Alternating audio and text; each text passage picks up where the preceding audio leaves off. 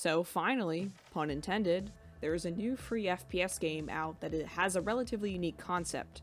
This game, of course, is the cross-platform free-to-play FPS game called The Finals. So what makes this game unique from other FPS games out right now is that it's not yet another battle royale with the generic respawn multiplayer mode with like team deathmatch and plant the bomb. What the game is it's basically a virtual reality game show with Battlefield-style destructible environments with floaty Apex-style movement.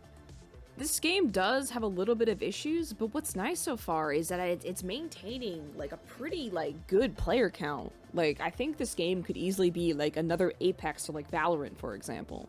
Its two game modes so far consist of a PvP battle to acquire the most cash by the end of the game.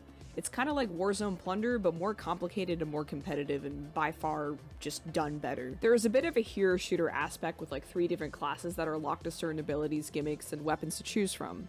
What's interesting though is that you can only equip one weapon, so there's like no pistol secondary to swap to, and you need to like time your reloads accordingly because of that, which is an interesting like aspect to the game.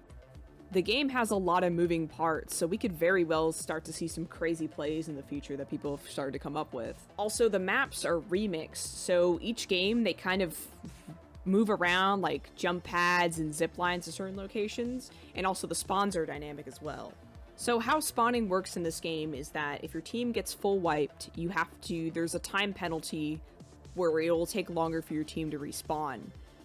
And you can also res people in this game by interacting with their death totem or like trophy that you can actually pick up and carry around. So if you wanted to res someone in a safer spot, you could just grab it and go. One of the issues this game has is that it's not well optimized. Like, I get more FPS in COD than I do in this game. Like, it's not unplayable, but it's like not really ideal. So there is a little bit of a controversy in this game. So this game uses AI voices. So the commentators you hear are AI voices, and the reason why the team decided to use AI voices is because there's a lot of voice lines. Like, they're actively commentating what's going on in the match and yelling like team names and like doing callouts and stuff.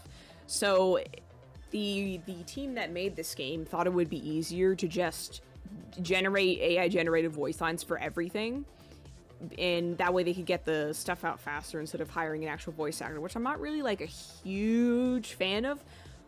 Like, it'd be fine if they were doing like rough concept sketches, like, hey, this is like what all the voice lines sound like, and then, you know, like dub over them later with like an actual like voice actor. But like, it is what it is. Not the best thing ever, but it's like, it kind of makes sense. So anyways, guys, the game's pretty fun. Give it a try. Subscribe to my channel, follow my Twitch. I'll see you guys later.